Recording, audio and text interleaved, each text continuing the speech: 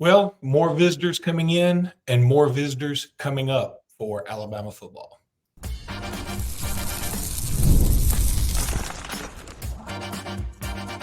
You are Locked On Bama, your daily podcast on the Alabama Crimson Tide, part of the Locked On Podcast Network, your team every day.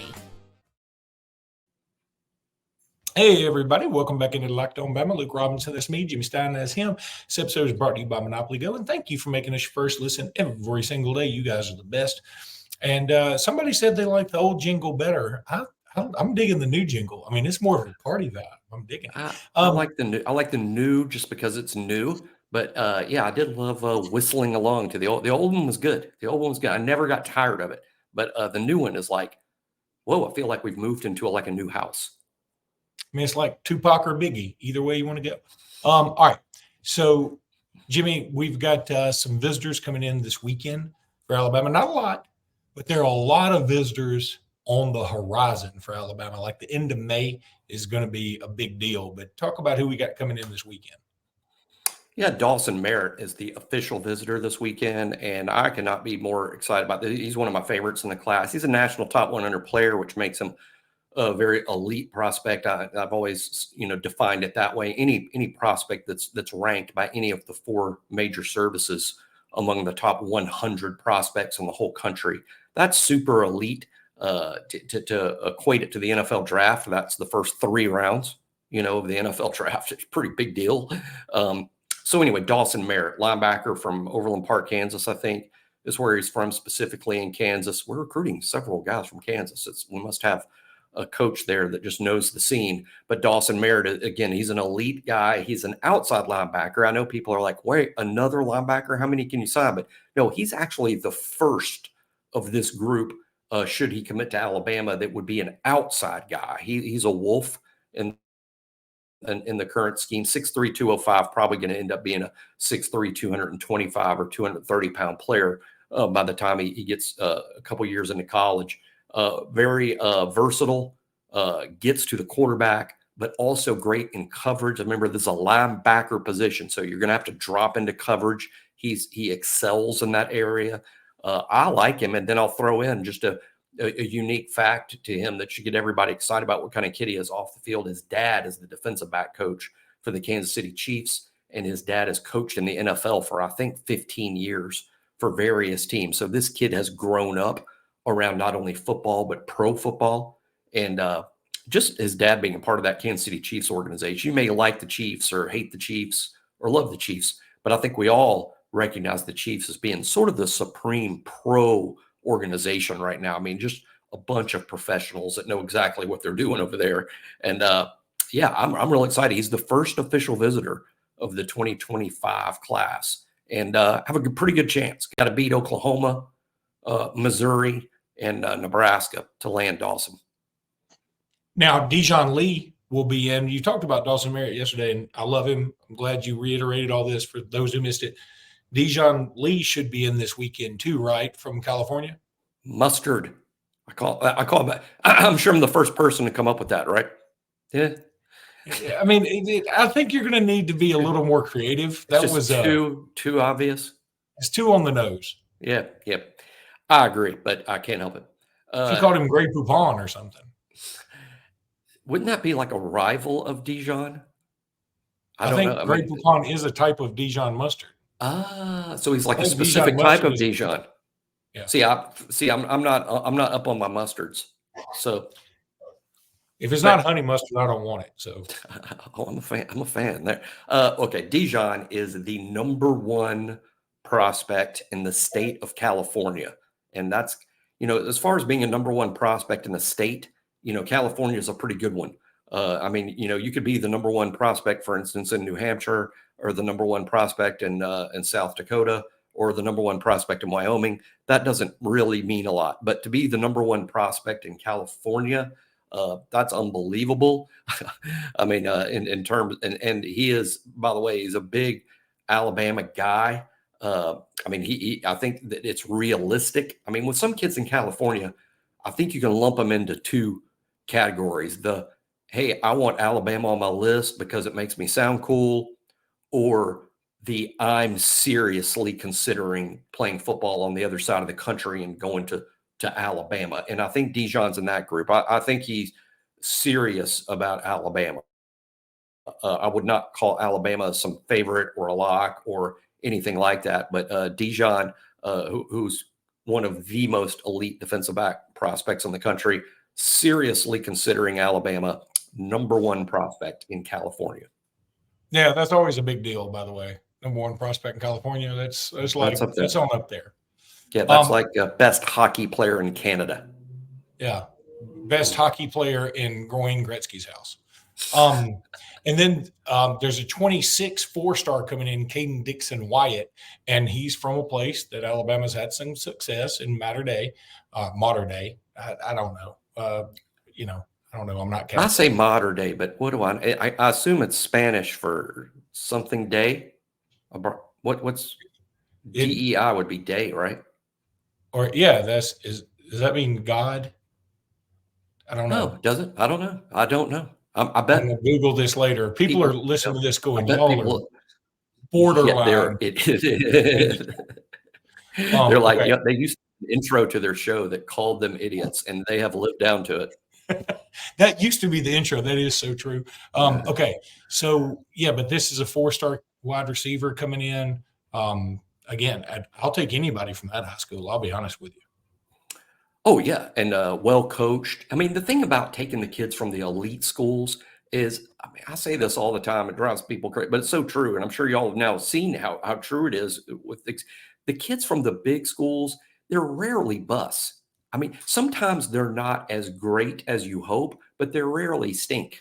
They normally show up and they're pretty good. It's because they're used to that competition. They're used to playing against other elite kids, not just in the games on Fridays, but at practice every single day. And it just prepares them to play at the next level.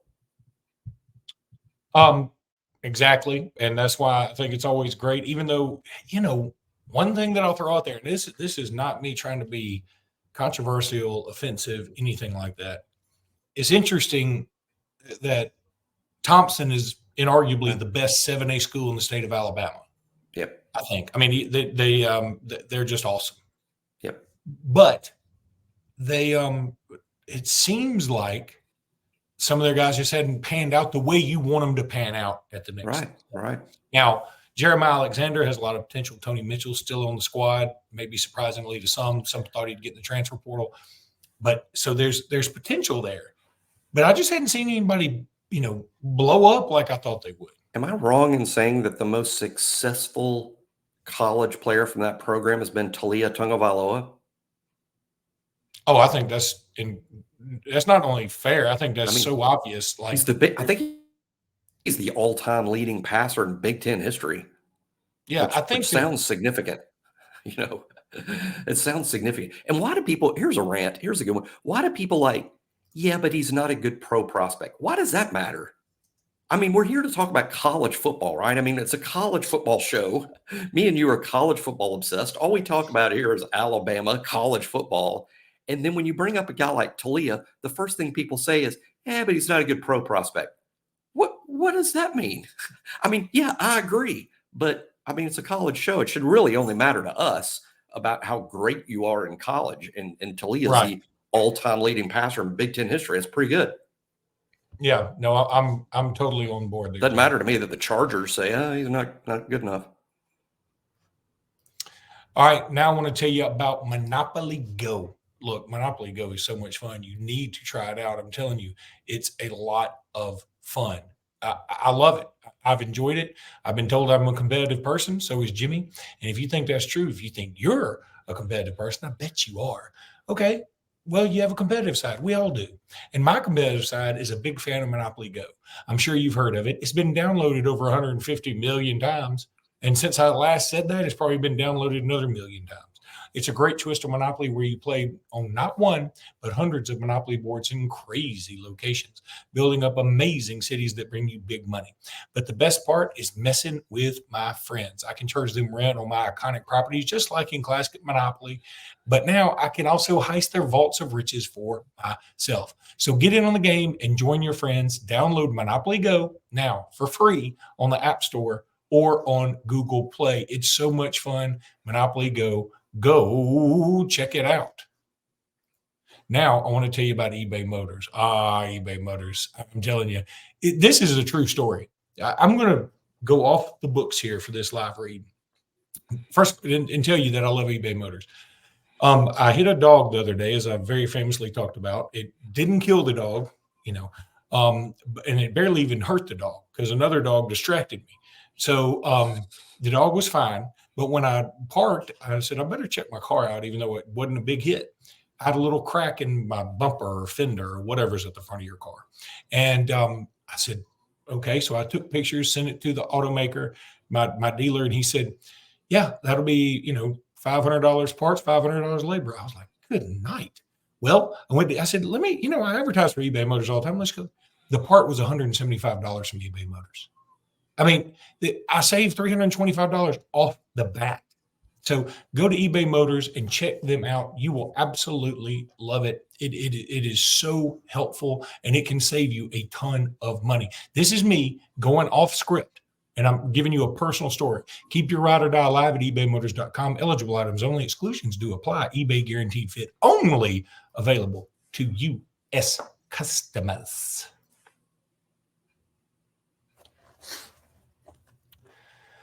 So let's talk about some guys that increase their stock value over the spring. I'm going to encourage people to go to Bama Online and subscribe. That's a great site that you write for. They're wonderful. They come up with wonderful ideas. And so when you're done here, go sign up for Bama Online. You'll love it. By the way, Online or On3 just came up with, did they just come out with like a social media platform for players and talk about NIL or whatever? It's the On3 Elite Series. Yes. It's always been the goal of On3 to be a gathering place, not only for fans, but for coaches and athletes themselves. And the best way that they think they can help NIL wise is for athletes to share information with each other, and all be part of a platform. And I believe for signing up for On3 Elite Series, the athletes get a complimentary subscription to On3.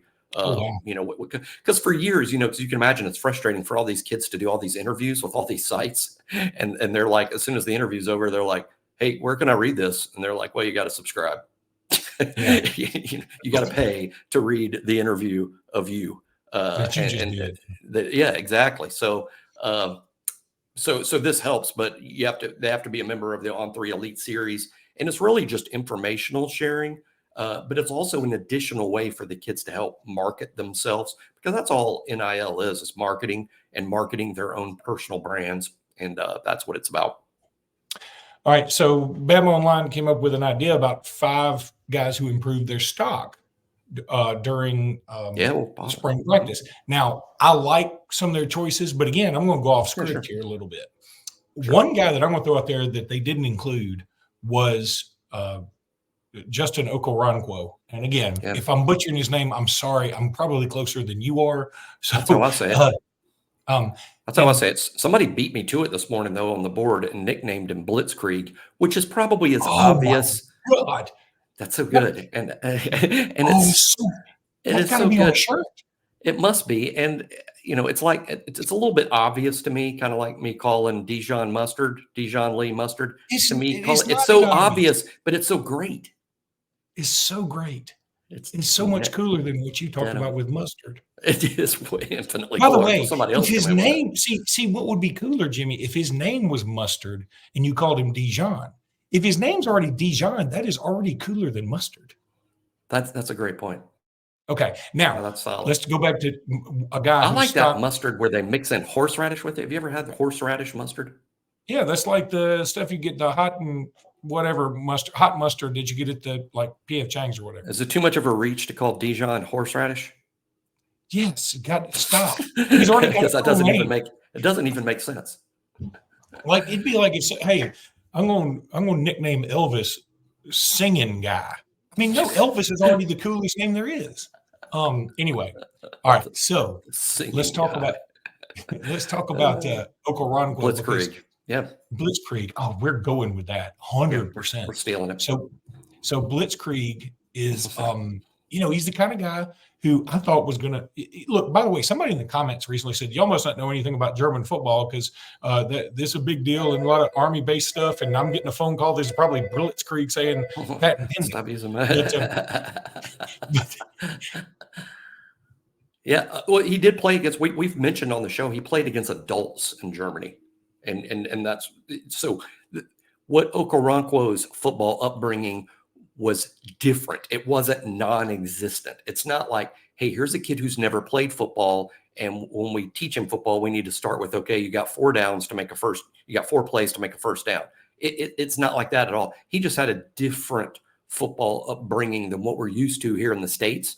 And what our system of high school prospects, he's not a part of any of that. But that doesn't mean that he didn't have a football upbringing. And in fact, he played against grown adults, over there, which is something that our kids don't even do here. Well, by the way, we don't know anything about German football.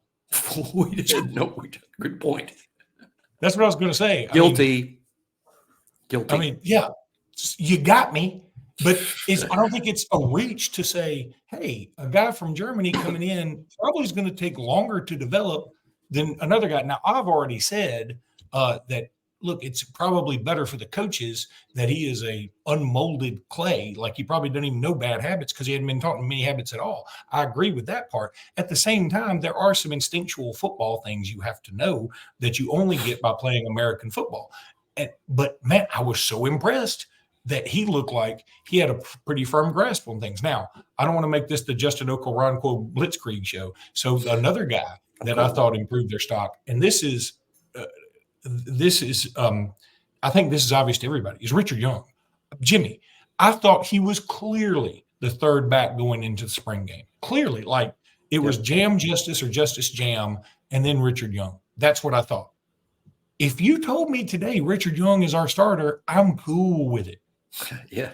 I don't think I like how you phrase that, because that's what it showed me too, that there wasn't a lot of separation there. There's not like Justice and Jam and everybody else. To me, it's like, no, it's Justice and Jam and Richard. Now it's probably going to be in an order. And by the way, kind of one thing that stood out to me a little bit, Justice had sort of been the first back throughout spring, and then Jam was actually, the first running back with the first team on Saturday. Then he goes and wins MVP, of the game.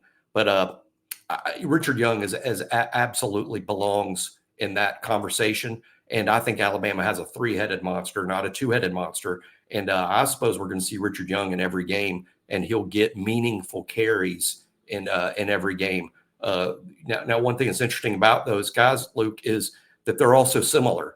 I mean, their sizes, their style, their ability to run inside and out, their ability to catch the football, they're tough run through tackle guys, but they're all of them are like what, 5'10", 215, like all 3 of them.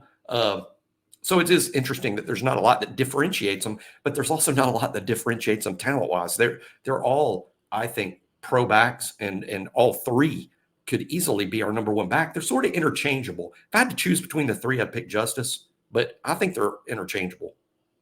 And it's funny because I think Richard stock rose the most in the spring. Jam won the MVP, but I'm with you. I'd take Justice. I don't know. Yeah, I mean, let me tell you why I think that is, because we've seen so many videos of him working out, perfecting his craft, honing his skills, all those things. And we also just love the dude because he spurned Georgia for us, even though he's a Georgia legacy. It's really good interviews too. He's very likable in his interviews. He's very, very bright kid.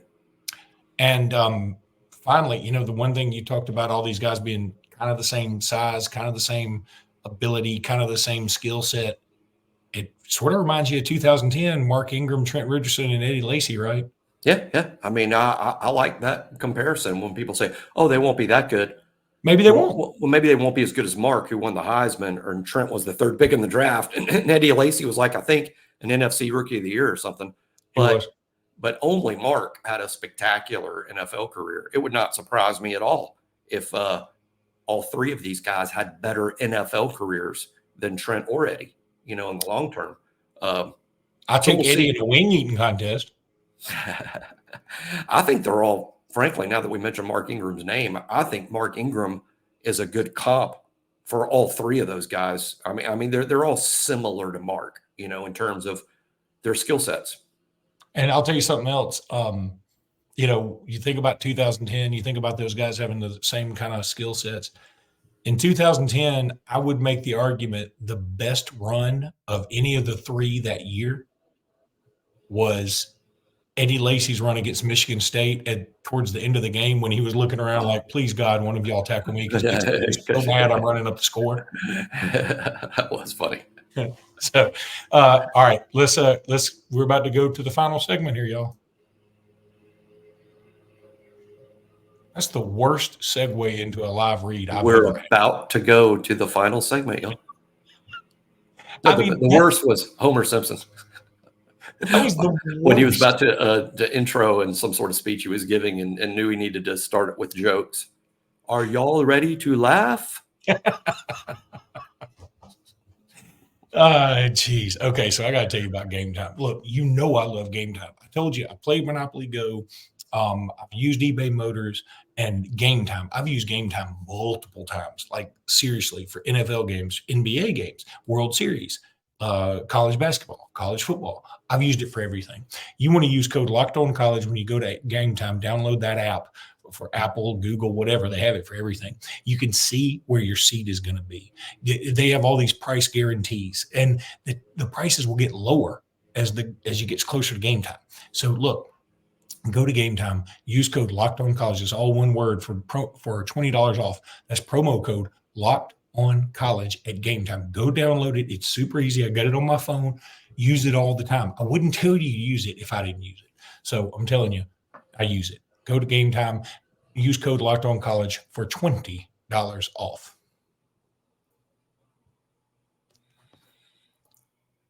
All right, a couple of more guys that had their stock rising. I'm going to tell you one. Ty Simpson. If you ask me, Ty Simpson stock. And look, he was already sort of a fan favorite because he's the backup, and the backup's always the fan favorite, right? But I think people were like, if dude had to play, we could win with him. Now, if he started tomorrow against Georgia, would we win? Probably not. But I'm telling you, Ty Simpson showed a lot of moxie, and the fact that he has shut down any potential transfer portal news, that automatically gains him some stars in my book. Isn't it crazy that, well, first of all, Ty Simpson's a 5-star prospect out of high school. Most 5-stars, believe it or not, most 5-stars do pan out to some extent or another. To me, it was always a matter of time with Ty. Maybe he was going to be great right away. Maybe it's going to take him a year. Maybe it's going to take him 2 years. Maybe it's going to take him 3 years. But he was going to be really good. And I'm thinking the time is arriving. I think he's arriving. I think this is 5-star Ty. And he's ready to play. And while that comes across as some sort of a controversial thing, it's actually a great thing for the team. It means there's two, because we know Jalen's ready to play too. So you got Jalen. He's what's he 12-2, I think, as a starter in his career. Played on the biggest stages, finished 6th on the Heisman, put up big numbers against good competition. And now Ty's ready too. So there's no, I just don't look at it as quarterback controversy. I mean, 2017 is a great example. The Jalen Hurts Tua thing. Was it controversial? No, it was a national championship. It took both of them. Jalen, I like to say Jalen put the team on the porch and Tua knocked the door down. And sometimes it takes two. 2018, guess what? Took both of them again. Tua gets hurt. Who comes off the bench and wins the championship? Jalen Hurts. So having two is a luxury. It's not a controversy. I got it. You did. It's the first time in a while too. I mean, I think you're growing out of it, kind of like kid allergies. I'm blossoming. Like Ty. Like Ty was only a matter of time. Yeah, that's true. You knew I was going to stock rising. Luke on mute. Year 14. Year 14. It is feels like year 14. So, all right, Jimmy, big weekend for Alabama. The game last night against Texas A&M in baseball was postponed. What's the story? We're going to play it Sunday now? No, we're Friday, going to Saturday, play today. We're recording Friday morning. They were going to play 2 on Friday. They're going to play at 11 and they're going to play at 3. They're actually trying to not play the Friday night game because there could be more rain on Friday night. So they're going to try to play 2 on Friday, 11 o'clock and 3 o'clock. And then the third game Saturday, which looks like a good weather day. Sunday looks like a total washout in Tuscaloosa. So they're just dodging the raindrops here. 2 on Friday, 1 on Saturday. Huge series. Texas A&M ranked number 1 in the nation's second consecutive weekend. Alabama's played the number 1 team. That's insane. And then, of course, we've already talked about some visitors, and also Cliff Omoyari, I don't know if I'm saying that right, the transfer from Rutgers, that he visited Georgetown this weekend. We thought he was coming to Alabama. He's actually coming to Alabama next weekend, we think. I mean, he could commit to Georgetown. Let me say this, though, and I know Georgetown has got Providence old coach who's a good coach or whatever. Hey, Cliff, man, at least come to Tuscaloosa and give it a look. Don't commit to Georgetown. I mean, come to the school that it just went to the Final Four and has a much better campus. So do that. So I would like for him to come on campus. Aiden Holloway, I guess his visit is wrapping up. I would certainly love for him to commit. And so those are all the things going on this weekend. And Jimmy and I will be back on Sunday. And until then, roll tide, everybody. Roll Tide.